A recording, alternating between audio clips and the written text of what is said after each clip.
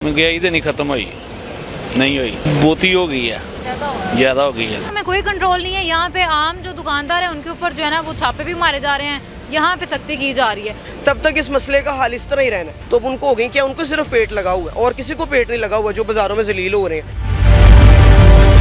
ਸਾਡੀ ਅਪੀਲ ਹੈ ਕਿ ਮੰਡੀ ਨੂੰ ਵੀ ਦੇਖਣ ਨਾ ਕਿ ਮੰਡੀ ਦੇ ਜਿਹੜੇ ਆੜ੍ਹਤੀਏ ਵੱਡੇ ਡਾਕੂ ਨੇ ਉਹਨਾਂ ਦੀ ਕੋਈ ਗੱਲਬਾਤ ਹੋਤੇ ਤੇ ਫਿਰ ਸਾਡੇ ਵਾਸਤੇ ਵੀ ਸਕੂਨ ਹੈ।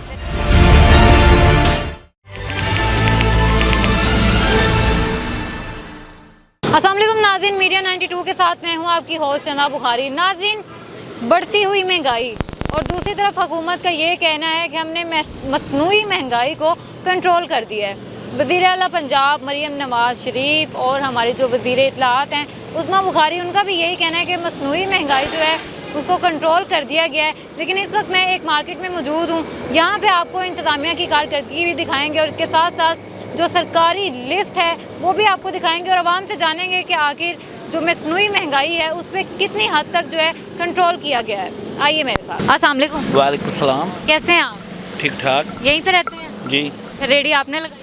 जी। अच्छा सर, मुझे ये बताएं कि हुकूमत कहती है कि मसनूई महंगाई जो है उसको ख़त्म कर दिया गया है, तो आप क्या कहेंगे इस बारे में?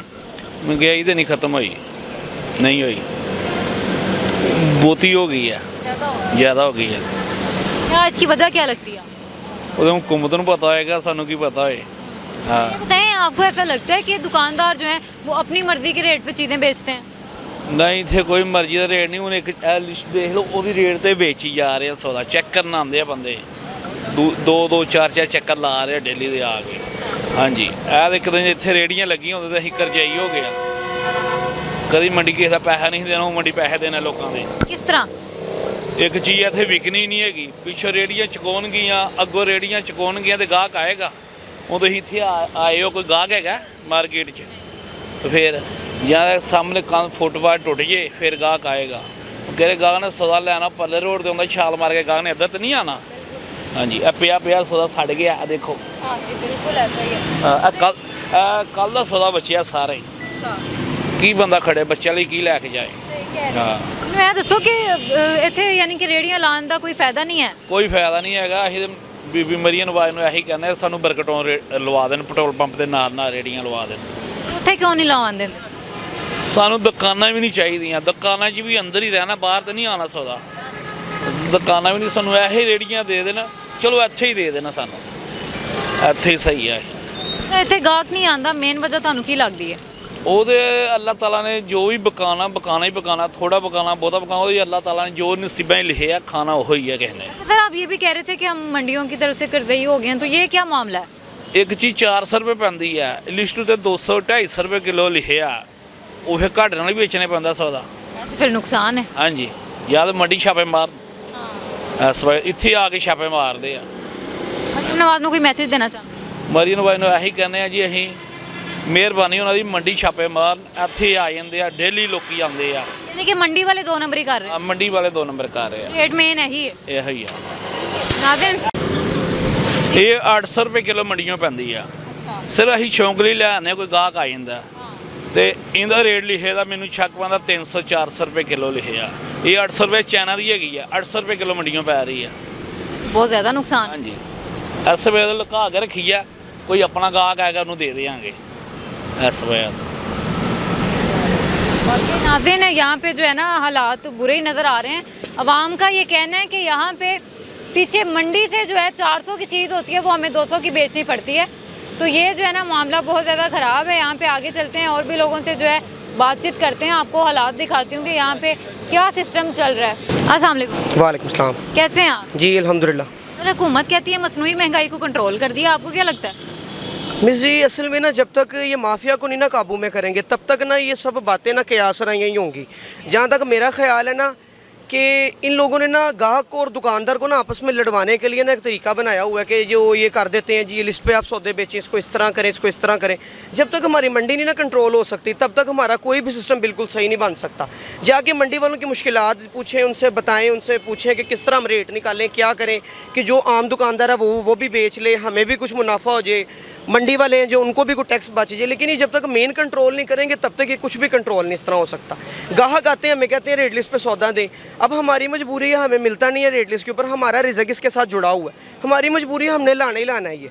लेकिन उसका अब ये हाल है कि फिर वो गाहक बदजन होता है, वो कहता है कि आप गलत हो, कोई कुछ कहता है कोई कुछ कहता है। मेन मेरा ये मदावा है, इनका मुतालबा है कि इनको चाहिए कि ना ये जाके मंडियों में कम से कम ना एक मौसर तौर पे ना कंट्रोल का सिस्टम वहाँ पे बनाए। मंडियों में कोई कंट्रोल नहीं है, यहाँ पे आम जो दुकानदार है उनके ऊपर जो है ना वो छापे भी मारे जा रहे हैं, यहाँ पे सख्ती की जा रही है। असली 2 नंबरी तो मंडी में हो रही है। जी इसी तरह ये मिस जी आपको बताया कि मेन जब जड़ से नहीं ना इस चीज़ को ख़त्म करेंगे तब तक इस मसले का हाल इस तरह ही रहना है। ये तो फिर गाहक का बड़ा नुकसान है, पीछे से 400 की चीज़ लाता है, यहाँ पे लिस्ट पे उसको 200 की बेचनी पड़ती है। जारी बात है मिस जी, अब वो फिर करना पड़ता है, दुकानदार को भी मजबूर है, गाहक को भी नज़र आ रही होती है ये चीज़ कि जो अच्छी चीज़ है वो इस रेट में नहीं वारे खा रही, वो इसीलिए लेके जाता है।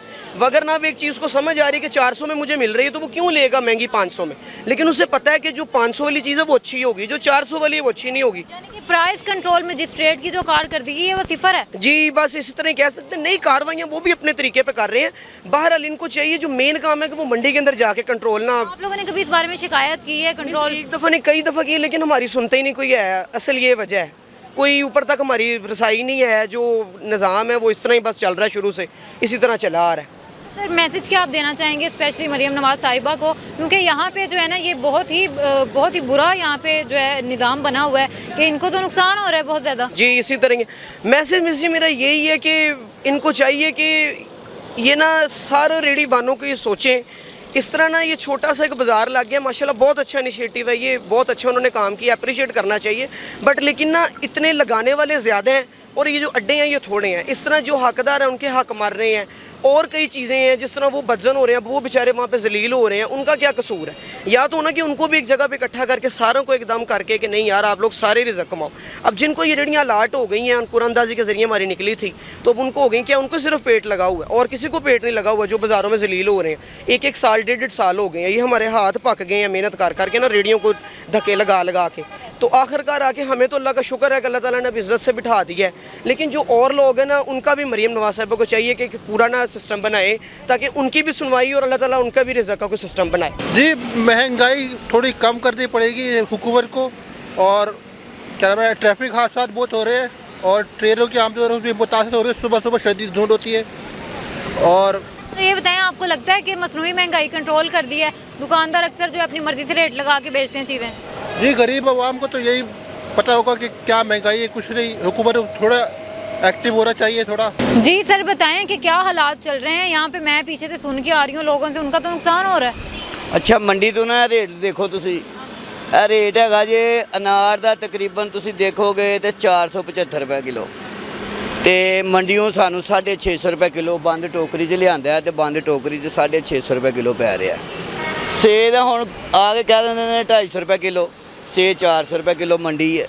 ਅਨਾਰ ਦੀ ਟੋਕਰੀ ਉੱਥੇ 400-500 ਰੁਪਏ, ਇੱਥੇ ਇਹਨਾਂ ਨੇ ਅਨਾਰ ਵੇਖੋਗੇ ਤੁਸੀਂ ਤੇ ਇਹ ਵੇਖੋ 600 ਰੁਪਏ ਲਾਇਆ, ਉੱਥੇ 500-600 ਰੁਪਏ ਅਨਾਰ ਹੈ। ਪਰ ਹਕੂਮਤ ਅੱਗੇ ਇਹ ਹੀ ਸਾਡੀ ਅਪੀਲ ਹੈ ਕਿ ਮੰਡੀ ਨੂੰ ਵੀ ਦੇਖਣ ਨਾ, ਕਿ ਮੰਡੀ ਦੇ ਜਿਹੜੇ ਆੜ੍ਹਤੀ ਵੱਡੇ ਡਾਕੂ ਨੇ ਉਹਨਾਂ ਦੀ ਕੋਈ ਗੱਲਬਾਤ ਹੋਤੇ ਤੇ ਫਿਰ ਸਾਡੇ ਵਾਸਤੇ ਵੀ ਸਕੂਨ ਹੈ। ਹੁਣ ਉੱਥੇ ਮੰਡੀ ਇੱਕ ਚੀਜ਼ ਰੁਪਏ ਦੀ ਹੈ ਨਾ, ਤੇ ਅਸੀਂ 1.25 ਦੀ ਵੇਚਾਂਗੇ, ਉੱਥੋਂ ਹੀ 1.25 ਦੀ ਮਿਲੇਗੀ ਤੇ ਅਸੀਂ ਤਾਂ 1.5 ਦੀ ਵੇਚਾਂਗੇ। ਤੇ ਇਹਦੇ ਵਾਸਤੇ ਹਕੂਮਤ ਨੂੰ ਇਹ ਹੀ ਚਾਹੀਦਾ ਹੈ ਕਿ ਚਲੋ ਮੰਡੀ ਦਾ ਵੀ ਰੌਣਕ ਕੱਟੇਗੀ। ਆਮ ਬੰਦਾ ਭੇਜਣਗੇ ਨਾ ਮੰਡੀ ਦੇ ਵਿੱਚ ਤੇ ਫਿਰ ਉਹਨਾਂ ਨੂੰ ਪਤਾ ਲੱਗ ਜਾਏਗਾ ਕਿ ਇਹ ਕੀ ਭਾਅ ਸੌਦਾ ਵਿਕ ਰਿਹਾ। ਮੈਨੂੰ ਇਹ ਦੱਸੋ ਕਿ ਜਿਹੜਾ ਇਹ ਰੇਟ ਲਿਖਿਆ ਹੋਇਆ ਹੈ ਮੰਡੀ ਵਾਲਿਆਂ ਨੂੰ ਵੀ ਇਹੀ ਰੇਟ ਤੇ ਦੇਣੀ ਚਾਹੀਦੀ ਚੀਜ਼? ਮੰਡੀ ਵਾਲਿਆਂ ਨੂੰ ਇਹਦੇ ਤੋਂ 10 ਰੁਪਏ ਘੱਟ ਦੇਣੀ ਚਾਹੀਦੀ, ਜਿਹੜੇ 10-20 ਰੁਪਏ ਸਾਨੂੰ ਬਚਣ। ਉੱਥੇ ਕੋਈ ਨਹੀਂ ਪੁੱਛਦਾ ਤੇ ਕੋਈ ਵੀ ਨਹੀਂ ਪੁੱਛਦਾ, ਮੈਂ ਕੋਈ ਨਹੀਂ ਵੇਖਿਆ ਉੱਥੇ, ਨਾ ਕੋਈ ਉਹਨਾਂ ਨੂੰ ਰੇਟ ਲਿਸਟ ਪੁੱਛਣ ਵਾਲਾ, ਨਾ ਕਿਸੇ ਕਿਸਮ ਦਾ ਐਸਾ ਮੀਡੀਆ ਵੀ ਕੋਈ ਨਹੀਂ ਜਾ ਰਹੀ ਉੱਥੇ। ਜਿਹੜੀ ਕੋਈ ਮੀਡੀਆ ਆਮ ਜਾ ਰਹੀ ਹੈ ਉਹ ਵੈਸੇ ਹੀ ਹੈਗੀ ਹੈ, YouTube ਪਰ ਲਾ ਲਓ, ਇੰਜ ਦੇ ਜਾ ਰਹੇ ਨੇ। ਅਗਰ ਤੁਸੀਂ ਵੀ ਜਾਓਗੇ ਉੱਥੇ, ਅਸੀਂ ਜਾਵਾਂਗੇ ਸਰ ਮੰਡੀ ਜਾ ਕੇ ਪੁੱਛਾਂਗੇ ਇਹ ਸਵਾਲ। ਹਾਂ ਇਹ ਸਵਾਲ ਤੁਸੀਂ ਉਹਨਾਂ ਨੂੰ ਪੁੱਛਣਾ ਹੈ ਕਿ ਇੱਥੇ ਅੰਗੂਰ ਹੈ ਮੈਂ 6000 ਰੁਪਏ ਦਾ ਲਿਆਂਦਾ ਹੈ, ਇਹਦੇ 'ਚ 10-11 ਕਿਲੋ ਵਜ਼ਨ ਹੈ, 600 ਰੁਪਏ ਕਿਲੋ ਮੰਡੀ ਪੈ ਗਿਆ, ਉਹ ਕਹਿੰਦੇ ਨੇ 600 ਇੱਥੇ ਵੇਚੋ, ਤੇ ਸਾਡਾ ਤੇ ਨੁਕਸਾਨ ਹੈ ਫਿਰ। ਹਾਂਜੀ ਹੁਣ ਇਹ ਹੈਗਾ ਕਿ ਰੇਹੜੀਆਂ ਉਹਨਾਂ ਨੇ ਸਾਨੂੰ ਦੇ ਦਿੱਤੀਆਂ, ਅੱਗੋਂ ਮੰਡੀ ਦਾ ਵੀ ਕੋਈ ਧਿਆਨ ਕਰਨਗੇ ਤੇ ਸਾਡੇ ਵਾਸਤੇ ਸਹੂਲਤ ਹੈ। ਨਹੀਂ ਤੇ ਪਹਿਲੇ ਸਾਡੀਆਂ ਰੇਹੜੀਆਂ ਵੀ ਉਹ ਕਮੇਟੀ ਵਾਲੇ ਲੈ ਗਏ ਨੇ ਚੁੱਕ ਕੇ, ਉਸ ਤੋਂ ਬਾਅਦ ਸਾਡਾ ਸਮਾਨ ਵੀ ਏਸੀ ਸਾਹਿਬ ਆਏ ਸਨ, ਅੱਗੋਂ ਬਾਜੀ ਏਸੀ ਹੈਗੀ ਏ। ਇਹ ਦੱਸੋ ਕਿ ਜਦੋਂ ਆਉਂਦੇ ਨੇ ਏਸੀ ਸਾਹਿਬ, ਡੀਸੀ ਸਾਹਿਬ ਤੇ ਪ੍ਰਾਈਸ ਕੰਟਰੋਲ ਮੈਜਿਸਟ੍ਰੇਟ, ਤੇ ਉਹਨਾਂ ਨੂੰ ਤੁਸੀਂ ਦੱਸ ਦਿਓ ਕੀ ਕਹਿੰਦੇ ਨੇ ਅੱਗੋਂ? ਅਸੀਂ ਉਹਨਾਂ ਨੂੰ ਗੱਲ ਸੁਣਾਉਂਦੇ ਹਾਂ ਕਿ ਤੁਸੀਂ 400 ਰੁਪਏ ਕਿਲੋ, ਅਸੀਂ ਜੇ ਸੇ ਕਿਸੇ ਨੂੰ ਕਹਿ ਦਈਏ ਨਾ, ਹੁਣ ਕੱਲ ਦੀ ਗੱਲ ਹੈ ਕਿ ਪੀਰਾਂ ਵਾਲੇ ਆਏ ਨੇ, ਆਮ ਬੰਦਾ ਆਇਆ, ਉਹਨਾਂ ਨੇ ਕਿਹਾ ਸੇ ਕੀ ਭਾਅ ਹੈ, ਅੱਛਾ ਸੇ ਹੈਗਾ ਸੀ 1 ਨੰਬਰ, ਅਸੀਂ ਕਿਹਾ 400 ਰੁਪਏ ਕਿਲੋ ਹੈ। ਉਹਨਾਂ ਨੇ ਬੁਲਾ ਲਿਆ ਜੀ, ਇਹ ਦੇਖੋ 400। ਉਹਨਾਂ ਨੇ ਰੇਟ ਲਿਸਟ ਦੇਖੀ ਜੀ 395 ਰੁਪਏ ਹੈਗਾ ਜੀ, ਤੁਸੀਂ 395 ਦੱਸੋ। ਅਸੀਂ ਕਿਹਾ 395 ਦੱਸਾਂਗੇ ਤੇ ਗਾਹਕ ਦਾ 300 ਕਹਿੰਦਾ। ਅਗਰ ਅਸੀਂ 400 ਦੱਸਾਂਗੇ ਫਿਰ ਵੀ ਗਾਹਕ ਨੇ 350 ਹੀ ਕਹਿਣਾ। 400 ਤੇ ਗਾਹਕ ਪੈਸੇ ਖਰਚਦਾ ਹੀ ਨਹੀਂ ਹੈ। ਤੇ ਮੰਡੀ ਨੂੰ ਥੋੜਾ ਜਿਹਾ ਕੰਟਰੋਲ ਕਰ ਲੈਣ ਤੇ ਅਸੀਂ ਗਵਰਨਮੈਂਟ ਤੇ ਰਾਜ਼ੀ ਹਾਂ। ਹਾਂ ਇਨਸ਼ਾਅੱਲਾ ਸਭ ਠੀਕ ਹੋਏਗਾ।